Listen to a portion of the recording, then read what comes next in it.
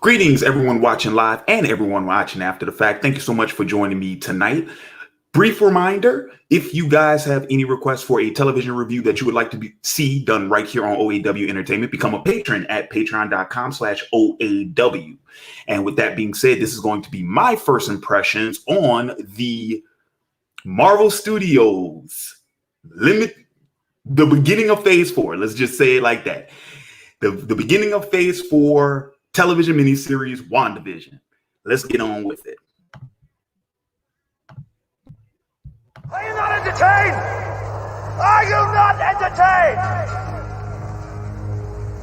Is this not why you are here? Greetings to everyone watching live and everyone watching after the fact. Shout out to the faithful and salute to the patrons. This is Larry Williams, OAW Commander-in-Chief, finally here to bring you guys my initial thoughts and my reactions to the first 3 episodes of the new television miniseries from Disney and Marvel Studios, streaming right now on Disney Plus, entitled WandaVision. So we are now up to 3 episodes into the series, and I decided to go ahead and sort of take an extra week before I decided to go ahead and give you all any thoughts that I had on the series. Last week was when the first 2 episodes dropped, and I'll be honest with you guys, did not have enough material in those first 2 episodes for me to really sort of have much input on. Now, that's not a criticism against those 2 episodes. That's not to say that those episodes were bad or poorly written, too slow, nothing against that. Nothing against that. I thought those first 2 episodes were fine for what they were doing.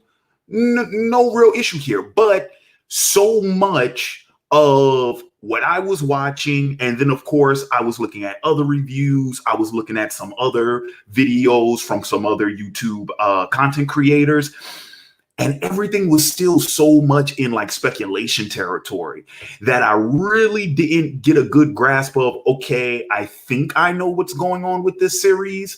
So much of it is shrouded in mystery, and that's sort of the beautiful thing about this series. And of course, that's what they're marketing it on. That's what all the talk, everything you're hearing in the press and in the media, that's what it's all about, is because it's this big sort of mysterious thing that we have. And it's really the first time that Marvel Studios has really done anything like this, because for the most part, it's usually all the movies. And, we're talking about 2-hour, 2.5-hour features. You're going to get your answers.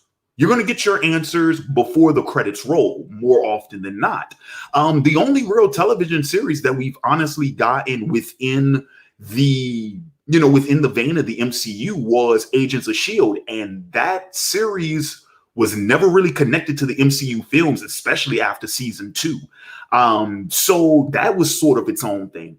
And then very early on, the Netflix Marvel shows became their own thing.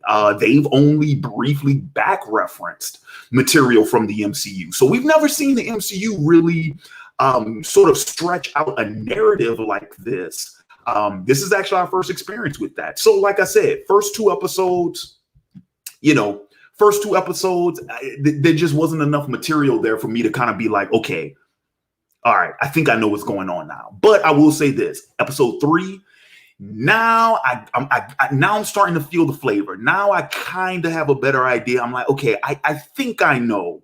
I think I know enough to at least be able to give my own sort of speculation on it, So that's pretty much what I'm going to do tonight. I am just going to give you all my thoughts on those episodes, whether or not I'm liking the show so far, what I think about it, those sort of things. And then I'm going to say this. I'm going to shake this up a little bit, because I typically don't do this with first impressions, because usually with first impressions, you guys are getting me talking about like the first 2 episodes or the first 4 episodes of a series that usually is already done, or at least the season is already done, or at least the series in its entirety is available at that time.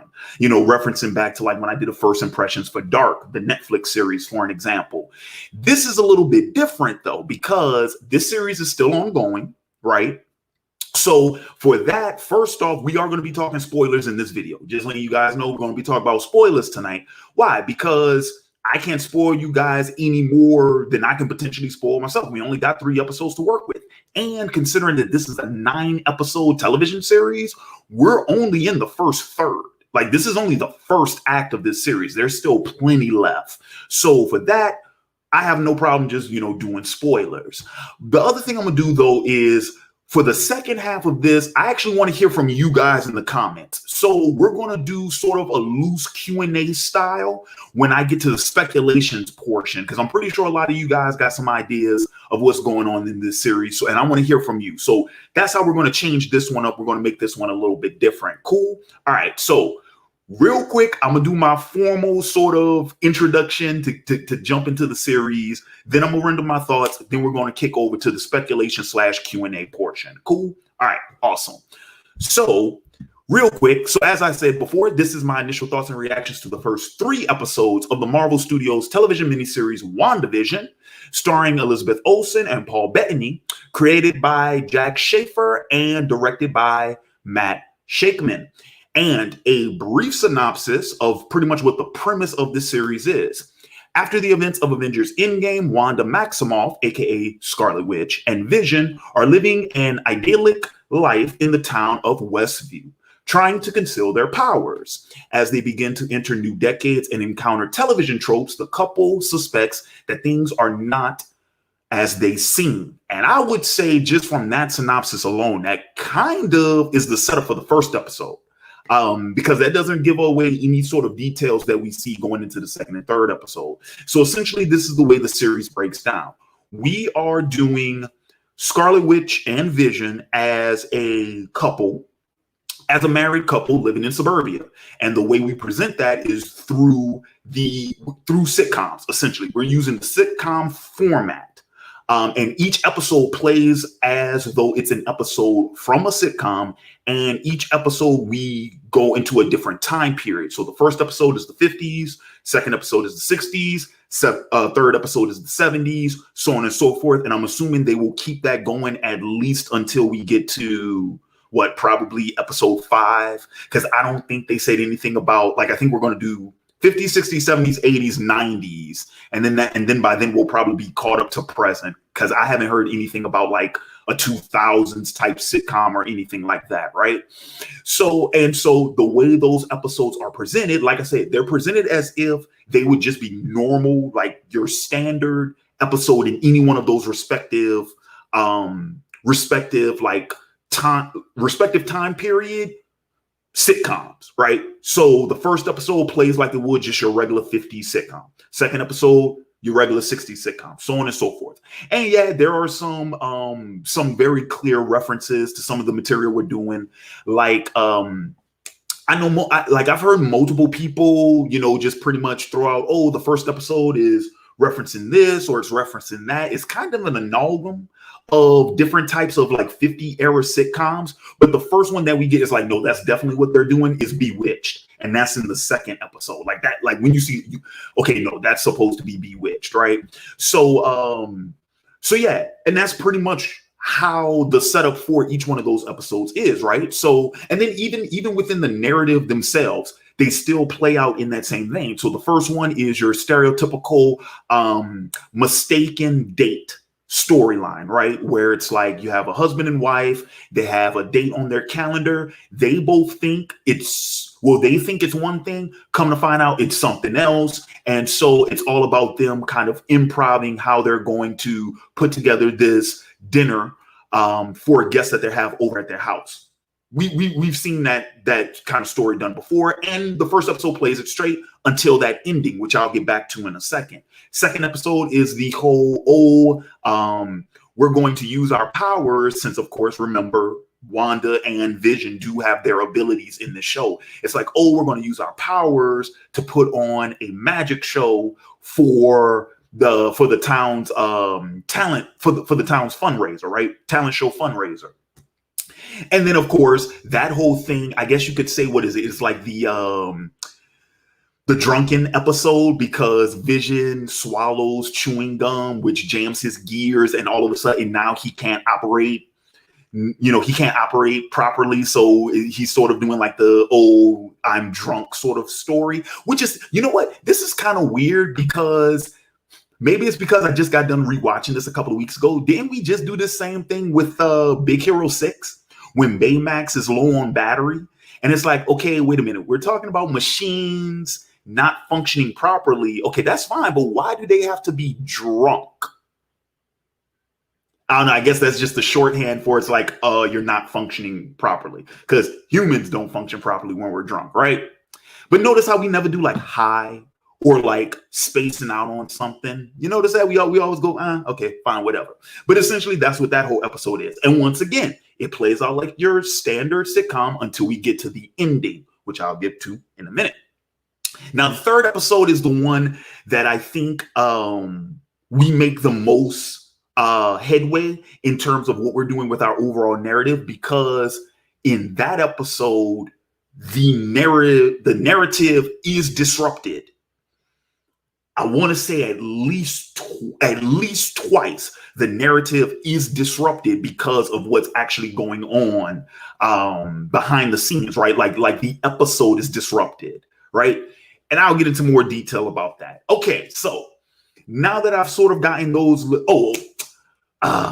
forgive me. What was the third episode about, Larry? Okay, so at the end of the second episode, we find out that Wanda's pregnant. The third episode is essentially a gag of accelerated pregnancy, where Wanda she pretty much goes through her 9 months within the course of 20 minutes. And so it's about the weirdness of that and like, oh my God, like we're going to be parents whole thing, but it's happening way too soon and way too fast. And we have to make sure nobody else, like, because, you know, we're trying to hide our powers from our neighbors, have to make sure that they don't suspect anything. Yeah, it's that whole gag. And like I said, until the narrative gets disrupted. And then that's when we sort of get some more clues about what's actually going on. All right. So with that being said, Larry, what did you think of the first 3 episodes? They're fine. I will say though, okay, this is totally a taste issue. Totally a taste issue. I'm kind of surprised we decided to use this.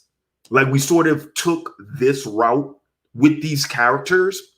Granted, there is precedent for this because the series is it's drawing from references from some comic book source material, mainly West Coast Avengers, possibly Avengers Disassembled, and possibly House of M. Okay. Those 3. And I forgot. I'm sorry. And then possibly also Tom King's Vision. Right. So those are the 4 books that could possibly be influencing this series. We know West Coast Avengers is the main one because that was the book that had this whole story about Wanda and Vision moving to the suburbs, trying to live a normal lifestyle. That's in that book. Now, in terms of, and that does happen in Tom King's Vision, but the way that's done in there is different. And Vision is not as big of, I do not suspect that Vision is as big a player in what is actually going on with this series narrative, which is why I don't lean towards the Tom King Vision influence, because in that story, Vision was actually, responsible for what was going on. He's not in this.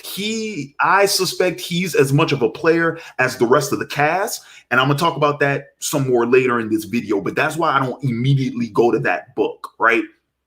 But West Coast Avengers is the main one. Now, a lot of people have speculated that throughout the course of the series, we're going to start pulling from Avengers Disassembled. We're going to start pulling from House of M. That has yet to be seen yet. So that's why I don't automatically go to those places. But I will mention those when I get into the speculation portion in the second half of this video, right? Okay, so that's the main thing. All right, so yes, there is a precedent for us using this type of setup with these characters. Just for me personally, because Scarlet Witch, I am a Scarlet Witch fan. She's one of my favorite X-Men characters, period. Thank you, X-Men Evolution, because that was my introduction into her character. So I love Wanda. I love her character. And of course, I mean, Elizabeth Olsen, Paul Bettany. Shit, I've been a Paul Bettany fan since what? A Knight's Tale? So, like, I like these characters. I like the actors.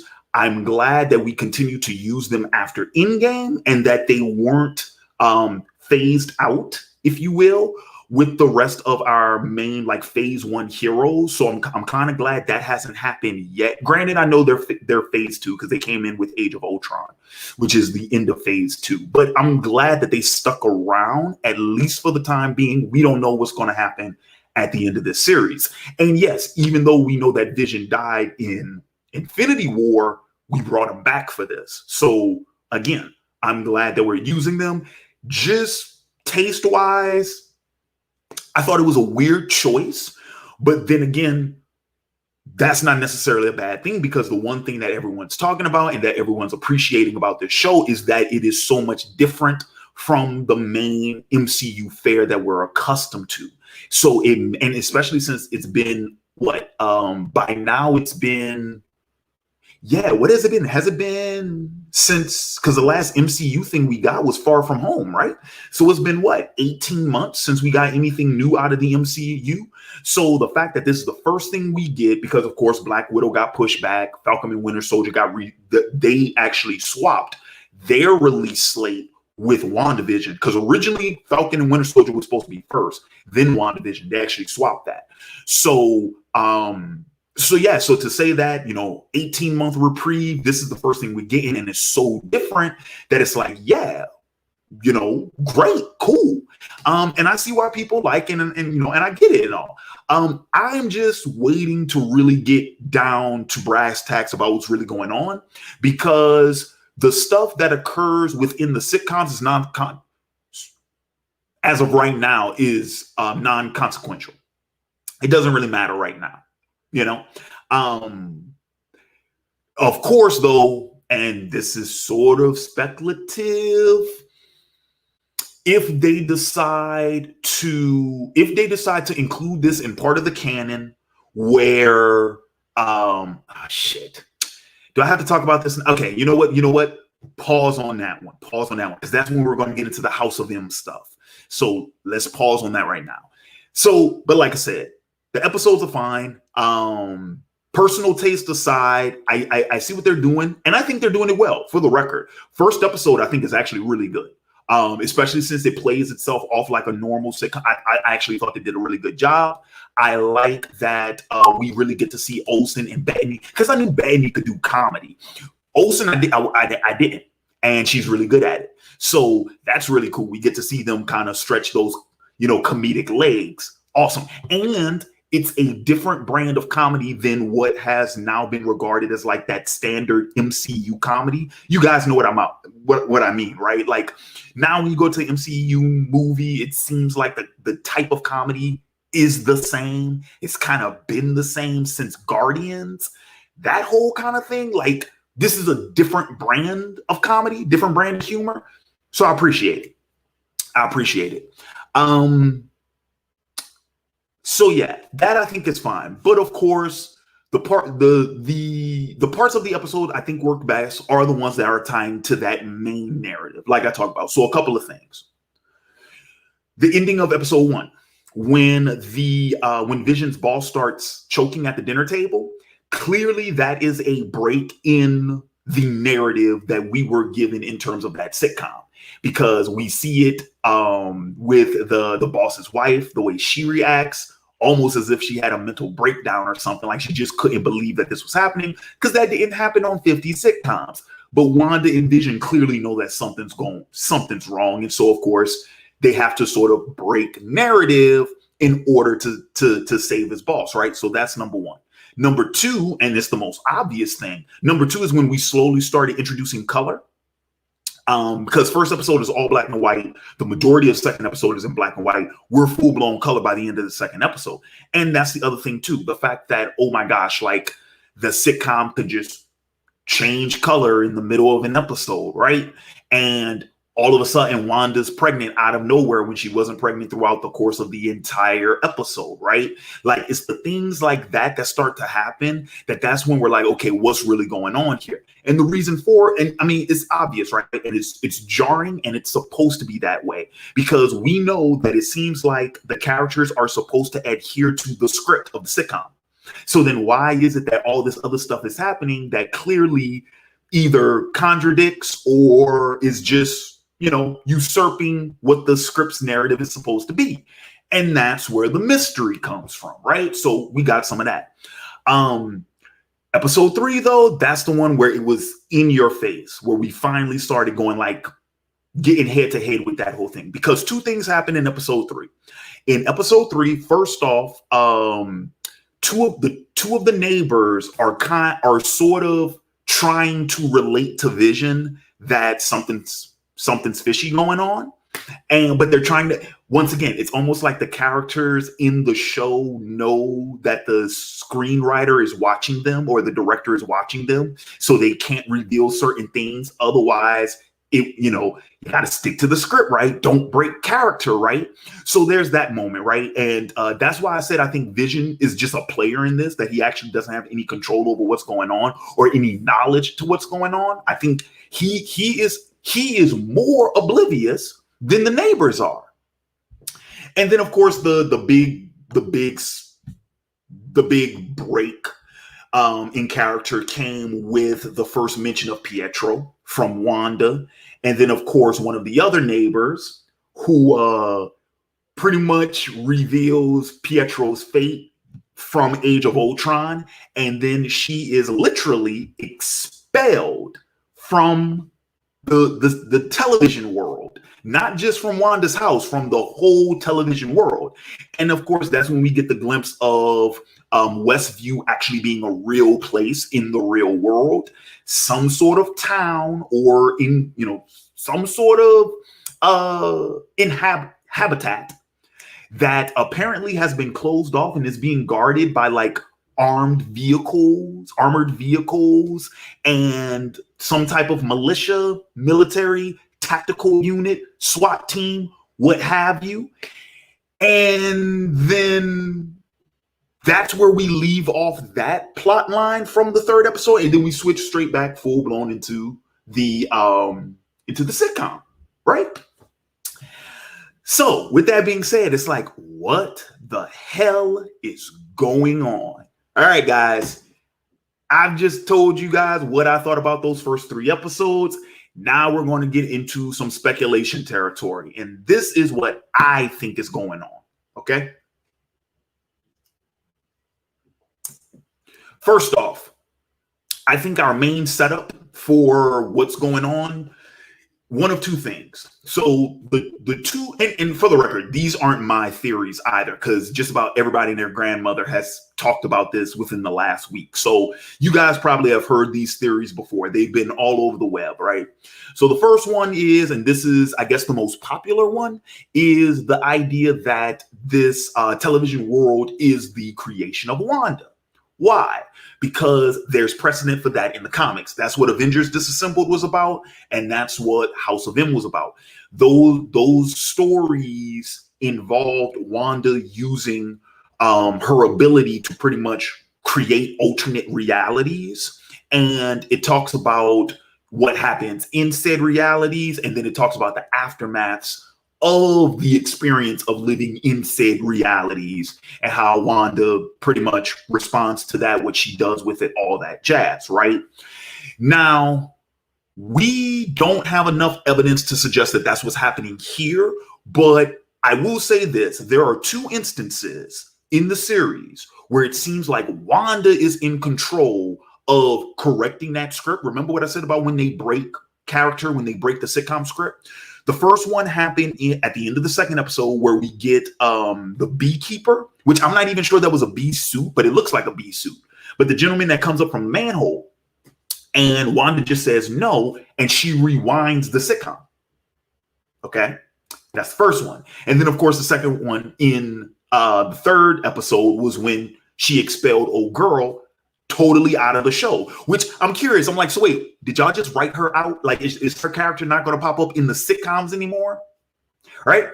So those are the only 2 instances where I get the sense that Wanda is at least relatively aware of what's going on, or she is at least able to control what is happening. There's that. Okay, that's the first one.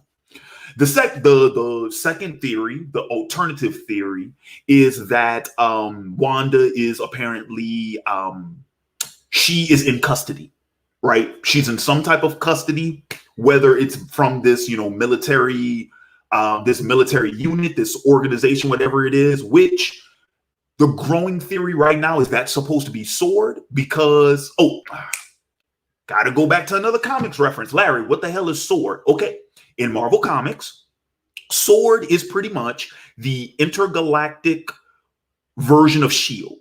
And that's kind of where the name came from, right? So you have S.H.I.E.L.D.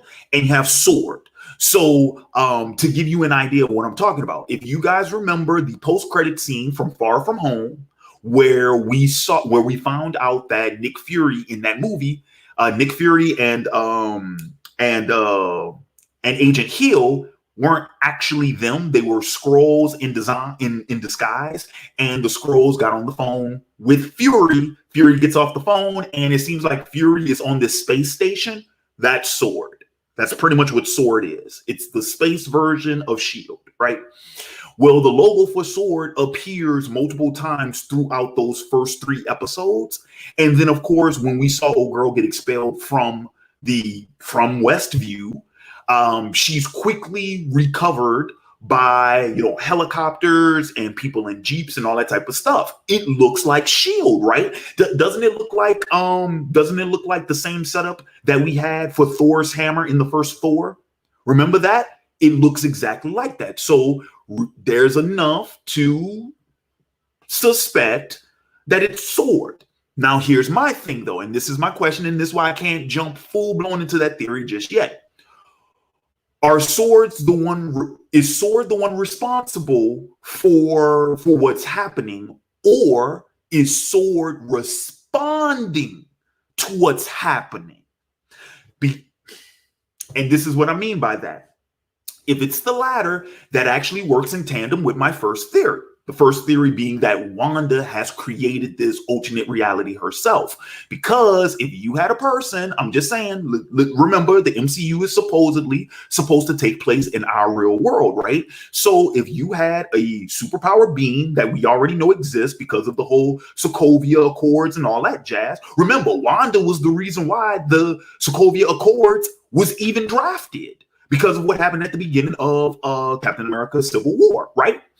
So if you know that there's a superpower being like that roaming around, if they abduct a town and sort of make it into their own sitcom television world, don't you think that might draw the attention of Sword? I think it would, especially since S.H.I.E.L.D. doesn't exist anymore. So yeah, that does seem like something that would get their attention. So that's why that is another plausible theory.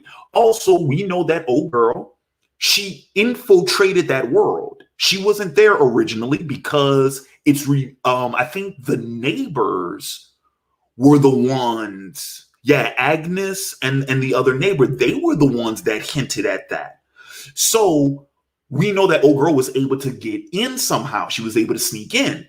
Why would she do that? Unless she was already working for an agency or an organization that hired her to do that or assigned her to do that. Once again, works with that theory. Both of those theories, as I mentioned, perfectly plausible because here's the other thing too. Like I said, if you're going with the in terms of Sword's involvement, if you go with that first idea that they're containing Wanda, well, shit, that makes sense too.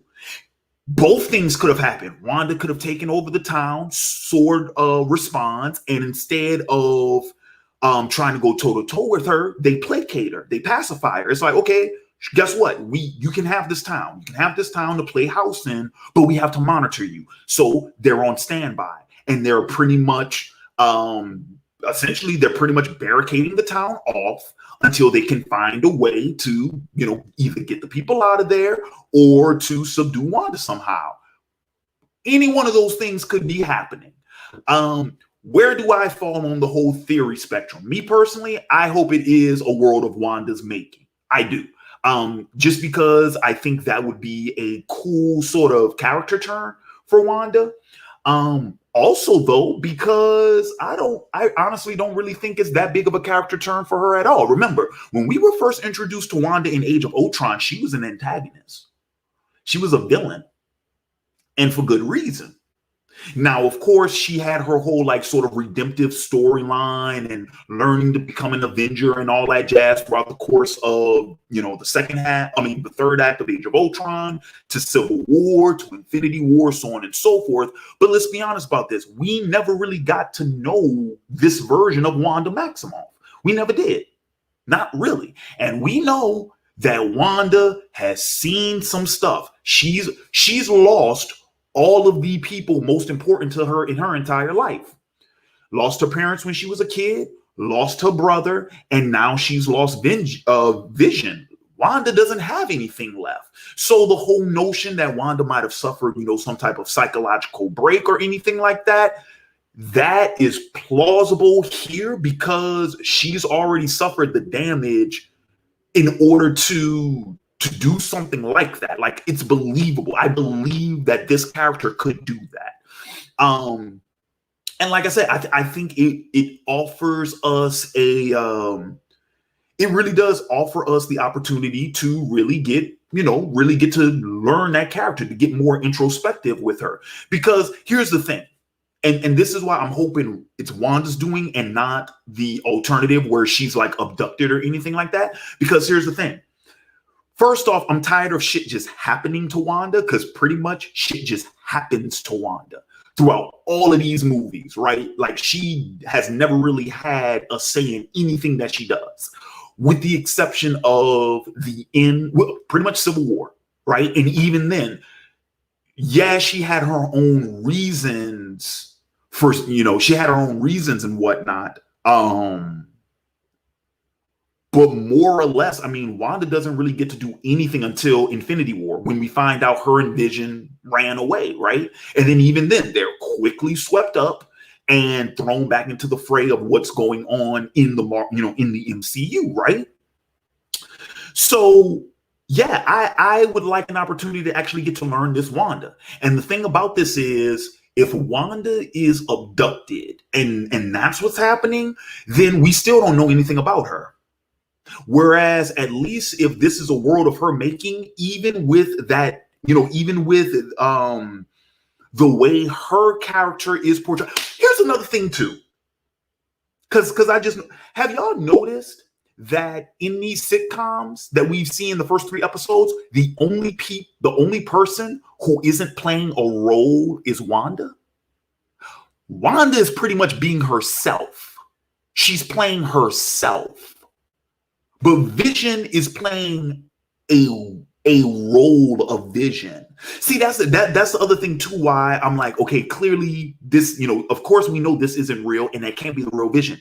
Have you guys noticed, for all of the robot humor, Vision acts more human in this than he ever did in Age of Ultron or Civil War or Infinity War.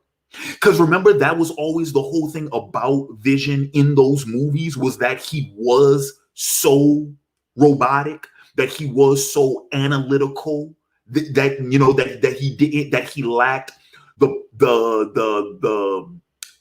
personable skills. Have y'all noticed how he seems really damn personable even in these episodes, despite the fact that he has to remind us that he's a robot? It's not his behavior that does so. Sounds like that's more of someone's interpretation of who Vision is rather than who Vision actually was. Or how about this? Someone's idyllic notion of who Vision should be rather than who he actually was.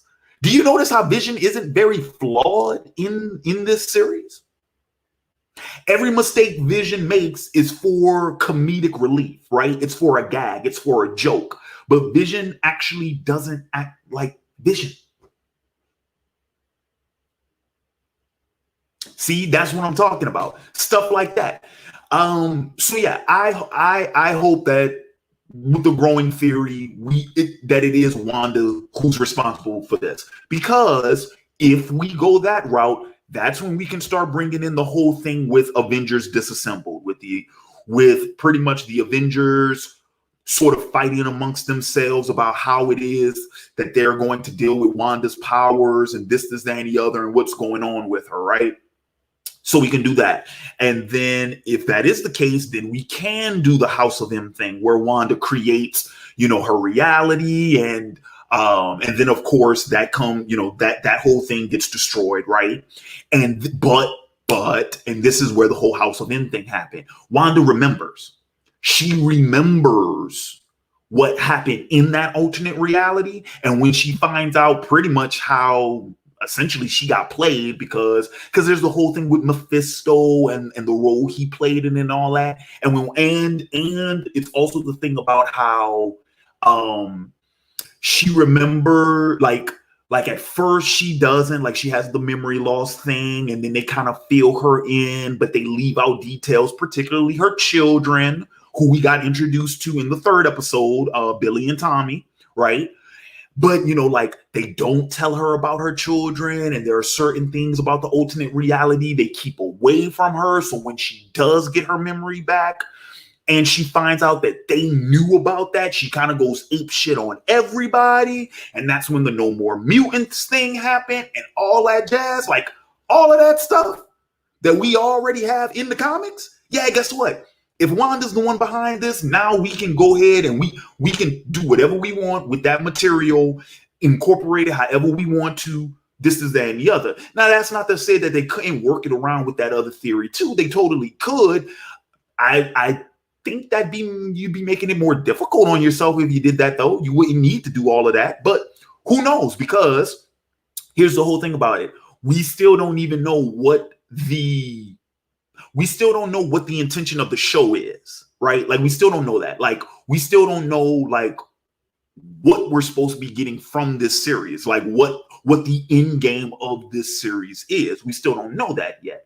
So that's why, like, as of right now, it's kind of hard to really speculate on what, like the creators' intentions were, what the writers are going for. We can really only just look at what they're doing right now. And like I said, for this, sort of eerie, surreal take on the American sitcom trope and stuff like that, it's working. It's working now. How they incorporate that with that overall narrative, though, we'll just have to wait and see. We'll have to see if they can stick the landing, essentially. All right. So let me see. Did I have any other speculations? Because the whole, like, who's responsible for this, that's kind of the big one, right? But let me see. Any other speculation? Okay, well, okay. Actually, I do have some speculations. I do have some speculations. So because some other talks that's been going on, right, is that people are speculating that this will be a vehicle to bring some other characters in, right? So, like, right now, there's the speculation that they could bring Mephisto in, which that I think would be rather odd, just because we've never done anything supernatural with the MCU yet. Now, of course, we do have, like, Blade happening, right? And for the record, y'all roll with me on this one. Keep in mind what I mean when I say supernatural. I'm talking about things related to either, like, straight up traditional magic, or any type of, like, definitely anything related to religion, anything related to anything remotely Abrahamic, right? Which Mephisto is more of a Judeo-Christian / Abrahamic, because he is a devil figure. I mean, because Mephisto is one of the devils of the MCU. But what I'm saying is he's written from that tradition, like that interpretation of the devil. He's written from that sort of, like, world, right? Here's the thing, though. Even with what we have in the MCU right now, with, like, Thor and the Asgardians and the Dark Realm and all that, even with the multiverse of madness, even with Doc Strange, even with all that stuff, it's still based more on science. It's still more sci-fi than it is fantasy. because here's the other thing too. Even Sword is a intergalactic monitoring force, right? That's space, that's still like aliens and cosmic stuff, right? Not supernatural. So that's why I don't expect to see like Mephisto. Because again, supernatural this is what I was about to say. We know that Blade's been announced, right? So Blade's coming down the pipeline. But dude, even with Blade, you could still write Blade from a science fiction perspective. You just turn vampirism into a disease. That's what Blade is anyway. Now, yeah, in the comics, they go more of the supernatural route just because Blade teams up with a lot of supernatural characters. But like, even if you go back to like the movies, like if you go back to the Wesley Snipes movie, they still treat vampirism as a disease, because how else can you cure vampirism unless it's a disease? You see what I mean? So like, even though we know Blade's coming, that's no guarantee that we'll do anything supernatural. So again, that's why I don't expect to see like Mephisto. Now we know that for my comic book readers out there who know who Speed and Wiccan are, Scarlet Witch's sons. Well, yeah, they're introduced. Does that mean we'll actually get to see their like them, teenagers grown up? I don't know. I don't think. Well, of course, they wouldn't have announced this, right? Like if they had adult actors or teenage actors to play them, we would have found out about that, right? I don't think that was ever announced in the. Did they ever officially announce that in the casting? I don't think they did. I don't remember that about hearing about that. I think they're just going to stay kids in the show, so we don't know about that. There's some speculation going on right now that the neighbor Agnes is actually Agatha Harkness, who was Scarlet Witch's mentor, one of her mentors in the comics. And she is a traditional like witch or whatever, right? Which is where Scarlet Witch kind of learns how to use her mutant abilities in order to perform magic. But again, this Scarlet Witch, she's not a mutant, nor is she a traditional witch. So yeah, I mean, I think that'd be cool. I'll tell you this though, why did we cast her so young if that's supposed to be Agatha Harkness? I don't know why we would cast her so young. Another theory, another speculation is that this is somehow going to set up for the X-Men introduction into the MCU. I don't know how. I'll tell you guys, like when I heard that, I'll tell you how I thought it could potentially go.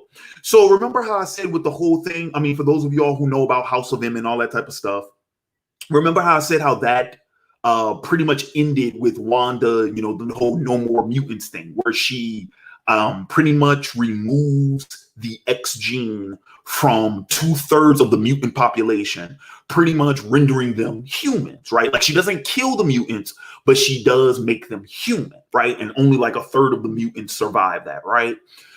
Well, so my thing was, I'm like, okay, like if this was going to somehow set up the X-Men and mutants and stuff like that, I'm like, she could create mutants. So you do a reverse House of M thing where instead of no more mutants, it's, oh, here are the mutants. And I would even go as far as to say this. I could see that playing out if we were to write the story where, the trauma that Wanda experiences from losing her children due to the fact that they were created in that alternate reality. And once that alternate reality was gone, it's like, oh my gosh, like, it was so, she tries to pretty much get them back. What if in an attempt to create those children in our reality, that's what ended up creating the mutants?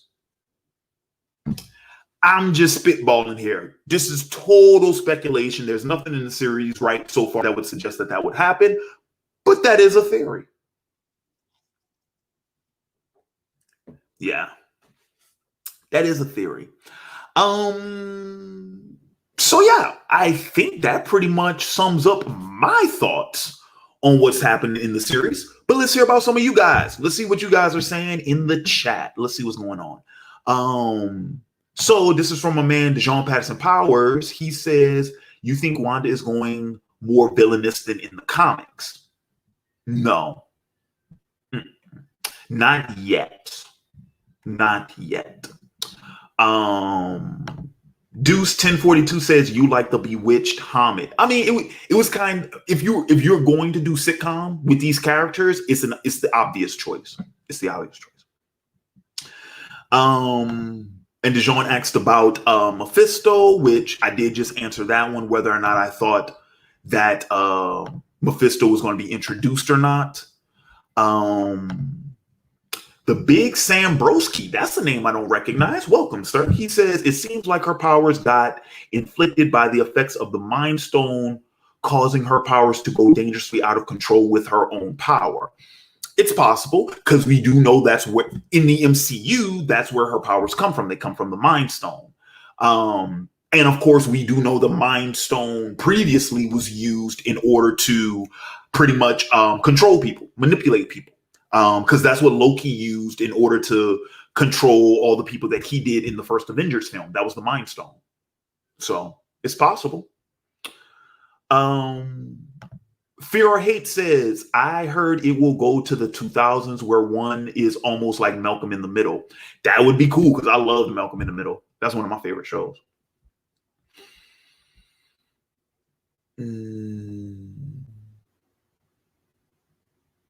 Dreezy KO says, can't wait to see Photon use her powers. Don't understand that reference. Actually, I think I know who you're referring to. If memories, yeah, Monica Rambeau, right? Yeah, yeah. Assuming she has powers in this version, we assume that she does, but we assume that she does. Yeah. You know what though? That's gonna be. You know what though? I will mention this. If that was the case, how come she didn't use her powers when Wanda was pretty much threatening her?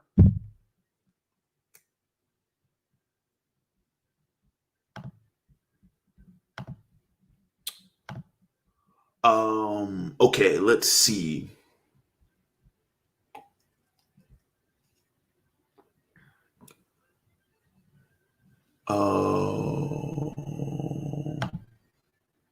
Alicia, is that Liff? I think. Is there going to be a 3-1? Not sure what you mean. Not sure what you mean by that. Feel free to expound on that. A 3-1.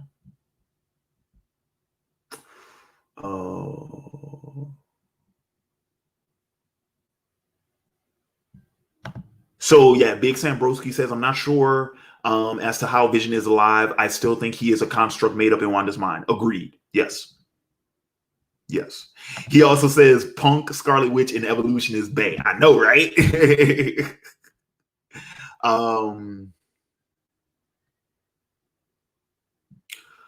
Let's see. DeJean Patterson Powell says, in the comics, Marvel retcon Magneto as Scarlet Witch and Quicksilver as their father because of the movies, right? Would you like Magneto to still be their father? I don't think that is, no, I've retconned.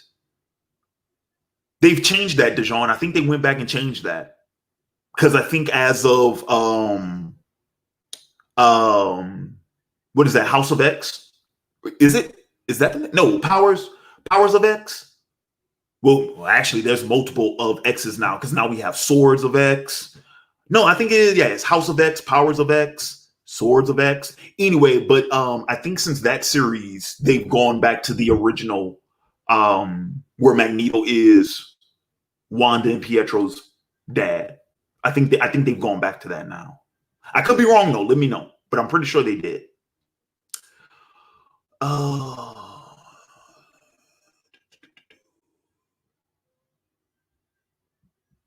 Deshaun says this is a taste question for the chat. Elizabeth Olsen hot. Yes, she is. She is very attractive. She is very pretty.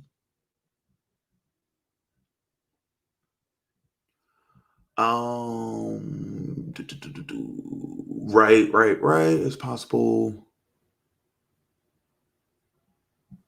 Okay. Maniac Madness 11 says, is it possible that Vision is alive because Shuri may have saved his conscious when she was separating it from the Mind Stone in Infinity War? I'm going to say no, and this is why.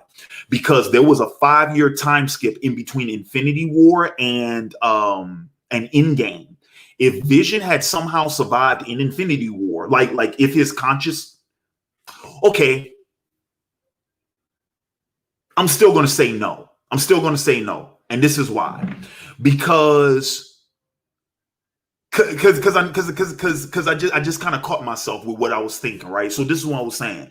I was saying that because of that 5-year time skip, if Vision's consciousness was somehow like downloaded onto, pretty much in Shuri's computer, right? Like if he was in Wakanda, if he was on like in Shuri's lab, right? Because we saw the physical Vision get destroyed, but if like his consciousness was like downloaded on one of Shuri's hard drives or something, right? We would have heard about that. Even though Shuri herself got snapped out, someone still would have. The Avengers would have been told, like, yo, y'all know Vision is still around, right? So that's why I'm going to say no.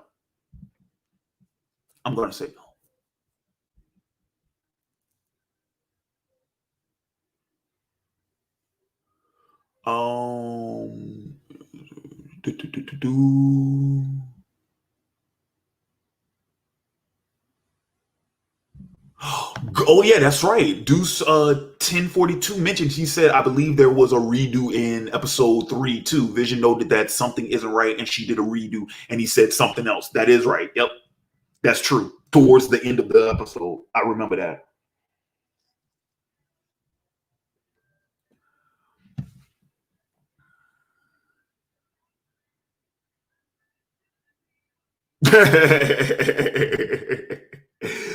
Brandon Stark says, I mean, I've known of Larry for years. This dude breaks down shows more than a garbage disposal. Thank you. I try.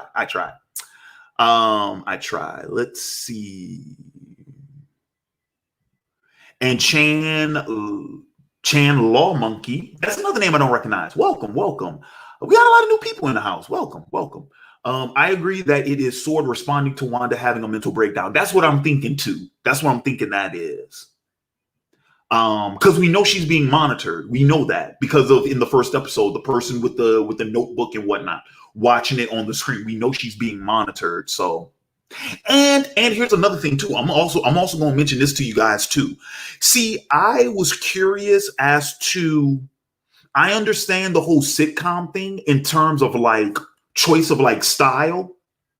For a style choice in terms of the narrative that you want to tell for the show. But if in fact it is Wanda responsible for what's going on, why would she pick American sitcoms? And then I thought about this because it is a common occurrence in other countries that they get our old sitcoms, that our sitcoms run on their shows. I mean, on their television networks. Years after the fact, you know what I'm saying? Now, granted, now, in 2021, like other countries will get shows relatively quickly after they air here. But for a long time, it was a standing tradition that we would export our old television shows to other countries' airwaves. And so I'm like, yeah, it would totally make sense to me that Wanda would have watched a lot of American sitcoms growing up in Sokovia. So I had that thought and I'm like, okay, yeah, that's probably why she did the whole sitcom thing. Hell, Wanda's whole education on what America actually was probably came from those damn sitcoms. Yep. So essentially, if you think about it like, if you really think about it from that perspective, Wanda's no different than a little girl playing with a dollhouse. Because that's what little girls do in when they play with dollhouse. I know. I have 3 sisters. I've seen them play when they were kids, and that's essentially what they do. They play out the same little scenarios you would see in little television sitcoms.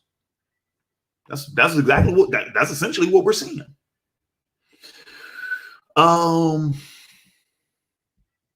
Fear or Hate says the only thing that wouldn't make sense for Wanda to be making the reality is that on the radio we hear the voice ask, who is doing this to you, Wanda, or something like that. Could be Hydra. Assuming, what if the person trying to radio into Wanda doesn't know that Wanda's doing it to herself? See what I mean? Either one of those scenarios is still in play from what we got so far. Either one could be true. The Big Sambroski says, I suspect hidden members of Hydra involved with this, as Wanda was a part of Hydra's activities. Possibly. That's possible.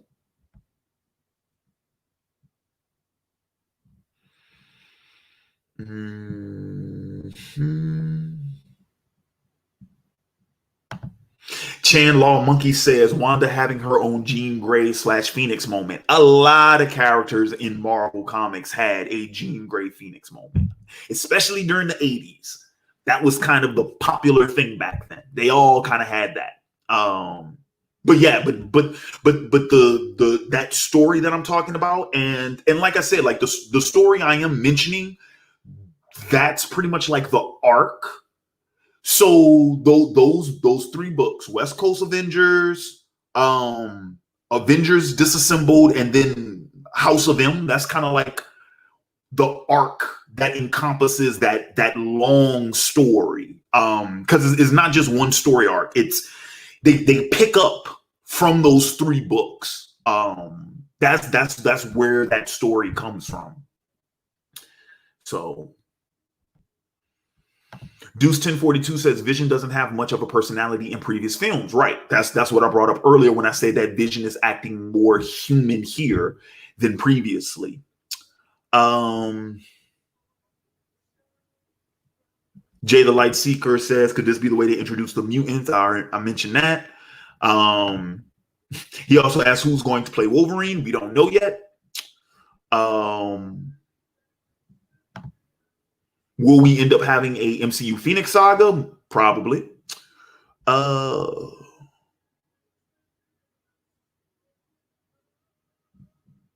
Let's see.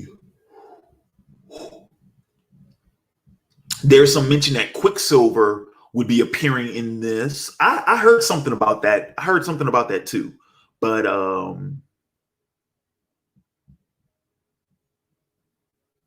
I haven't actually seen where his casting's been confirmed. See, that's the thing too.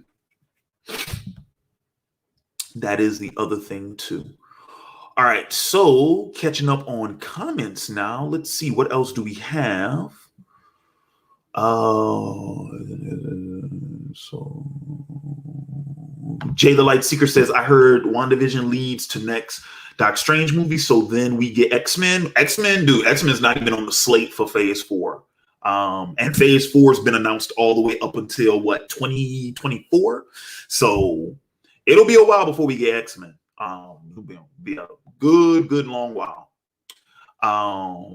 Ooh, I like this one. Maniac Madness 11 says, I think Agnes is Amora the Enchantress, which is a Thor villain that we never did in his trilogy,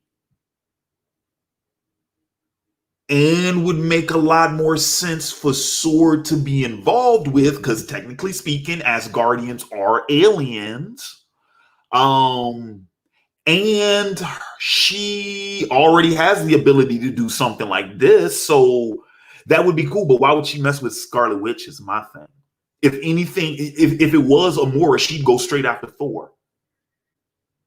And it would make more sense to bring her in to the 4th Thor movie, because isn't that one called Love and Thunder or whatever? Like, that's supposed to be like a relationship movie. So why? I mean, that would be the ideal place to bring her. Yeah. Let's see. Oh, Hang on a sec. This one's from a man, Random Black Gamer. He says apparently the W in sword has changed from world to weapons. Vision just so happens to be a sentient weapon. I wonder if Wanda confiscated his corpse and sword is trying to get it back.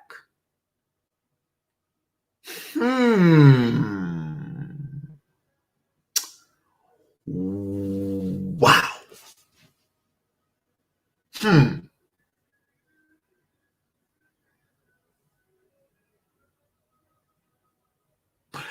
Okay. But if that was the case, why wouldn't Wanda go off the grid? I mean, you could make the argument that Westview, if it's a small town or whatever, it could potentially be off the grid, but enough for Sword to be able to track her down. That one's a little bit harder for me to think. That one's a little bit harder because if Wanda was to confiscate, if she would have done that and confiscated Vision's corpse, I mean, consider how long she was on the lam in between Civil War and Infinity War. Why wouldn't she have just done the same thing?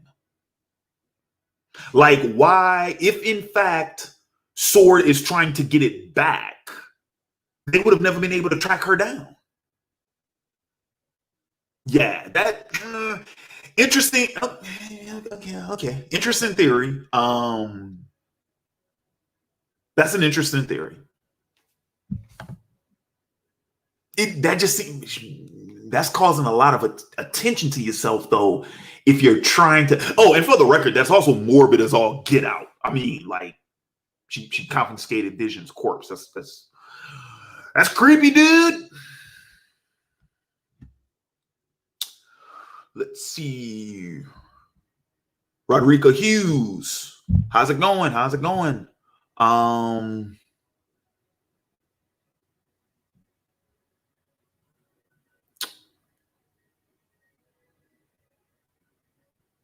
Let's see. All right. So what else? Because I just passed the hour mark. So I'm going to see about getting through these last couple of comments. Yeah. So if you guys got any more comments, y'all get them in now. Get them. Last call for comments because we got to get ready to wrap this up in a bit.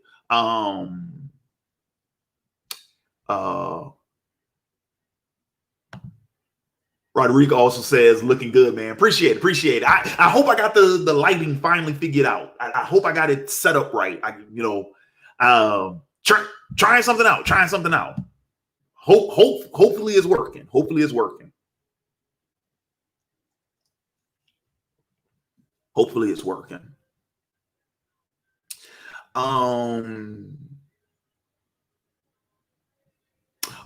here go Dreezy KO. He says, I think Monica, we're talking about Monica Rambo. He said, I think Monica powers will be awakened in the series instead of her already having them. That would make more sense.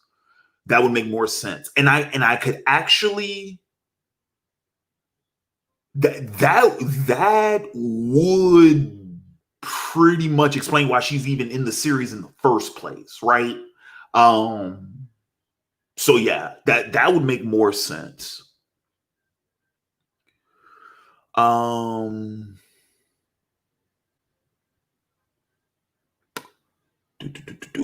Let's see what else. Anybody else about the I see some talk about the whole having to establish a distinction between mutants and Inhumans within the MCU. Dude, most people don't even remember the Inhumans. I'll be honest with you. The Inhumans thing mostly was just in Agents of S.H.I.E.L.D. because practically nobody went and saw that pilot. The pilot film that they made, nobody went and saw that. And that was theatrically released and people didn't go see it. That thing tanked really bad. So I'm pretty sure most people have already I think most people have already forgotten about the Inhumans. So I don't think Marvel's too concerned about that. I really don't. And I promise you'll never hear Inhumans brought up again. They'll never mention it again, which is kind of sad. Maniac Madness 11 says, what do you think about the commercial breaks intertwined in this? You think it's based off her past trauma? Well, of course it is, right? Because all of them are connected. Wanda has a connection to everything in those commercials, right? So like the first commercial was the toaster from Stark Industries, right? And of course, you know, the whole her backstory with the missile, the rocket that the missile that never went off, that the one that killed her parents, that was Stark Tech. The second episode had the Strucker watch, right, from Baron von Strucker, the person who gave her powers, right? And then in the third episode, what was it? It was Hydra. Yeah, it was a Hydra product, right? And Strucker worked for Hydra, right? He was a Hydra agent. So they're all related to something from Wanda's past. So yeah, I think that is intentional. Okay, let's see. Have we? Oh, we have almost caught up. They have to go. Oh, hold on. Let me read this. DeJohn says they have to go. The Eternals who have ties to the X gene. That'd be a way to do it too.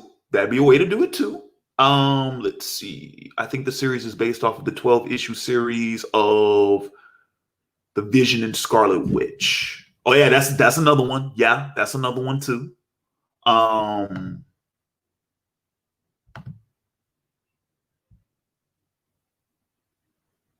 And actually, you know what? Since DeJohn mentioned that, yeah, the Vision and Scarlet, I think West Coast Avengers sets up that arc.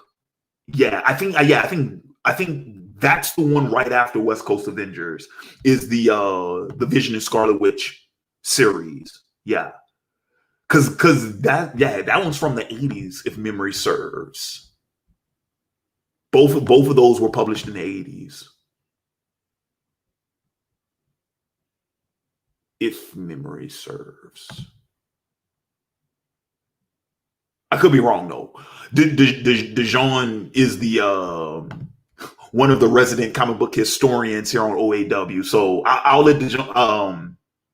DeJohn, I know you're watching. Let me know. Let us know if I'm right about that. But yeah, Maniac Madness 11 brings up a good point. I forgot about that book.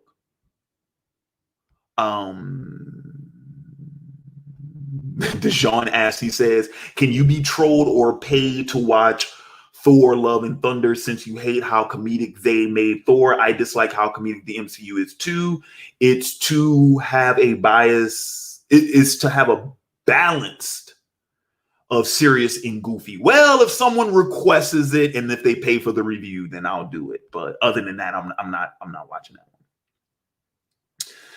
one.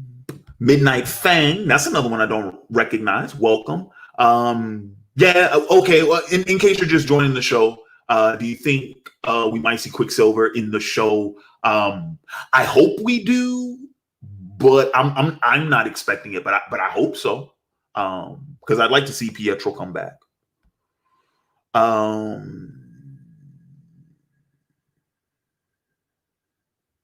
Okay. And DeJohn said, I think the Inhumans can still be, yeah, they can still use them. I just don't think they will. But yeah, they can still use them. And Random Black Gamer says, we probably won't hear about Inhumans until the new Miss Marvel show comes out. It's possible. But yeah, like because Marvel still owns the rights to the Inhumans. I just don't think they themselves will bring it up again. And Maniac Madness 11 asks, if Thor got bad reviews, would you watch it? I'm not watching it, period. Even if it gets good reviews. People gave Ragnarok glowing reviews, and Ragnarok is the worst MCU movie ever made. It's worse even than Spider-Man, than Iron Man 2. Yup, I said it. Worst of all time. Worst of all time. I would rather watch Elektra than Thor Ragnarok. Yup, I said it. I sure did. All right, guys. So yeah, I pretty much made it to the end of the comments, and that's pretty much what I got in terms of my first impressions. Really, like I said, we're still waiting. We're still waiting. We're still waiting to find out more about what's really going on. But so far, this good mystery. We're set up for a good mystery, and that's why I'm tuning in. That's why I'm keep watching it, because I'm intrigued by the mystery. I just want to know. I need to know. I just want to know. So yeah. Big Sam Broski asks, he says, what's worse, Wonder Woman 1984 or Ragnarok?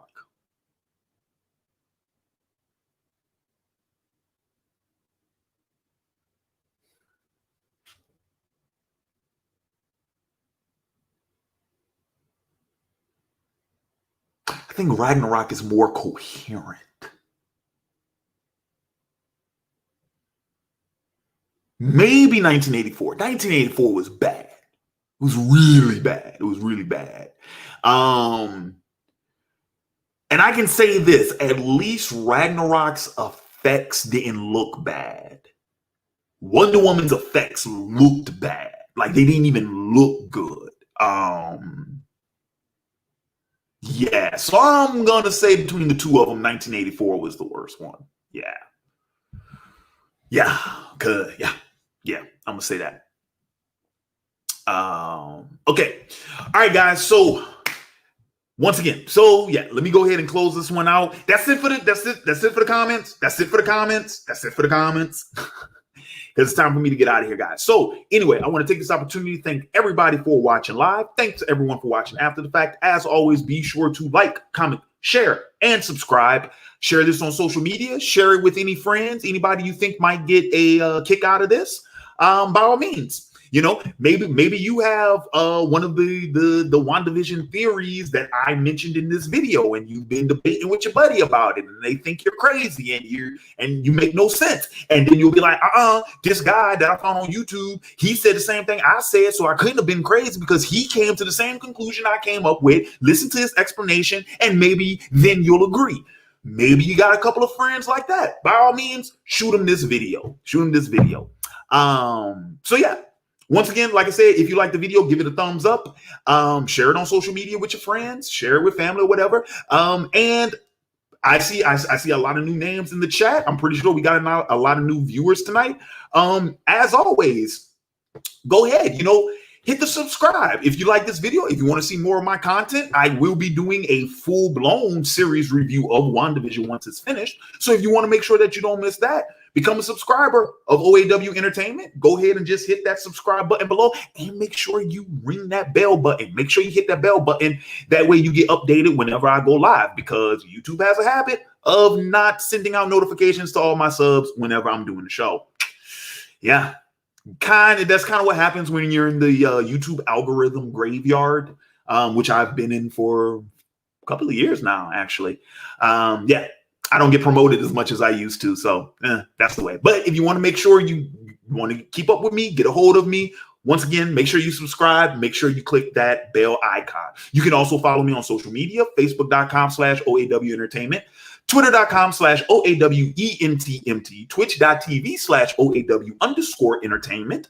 And last but certainly not least, if you guys have any request for a television review, whether it's a full-blown television review or whether it's a first impression styles like the one I did here tonight, you guys can become a patron of OAW Entertainment at patreon.com/OAW. Now, currently, for a first impression style review, I am actually offering, well, it depends on how long the series is.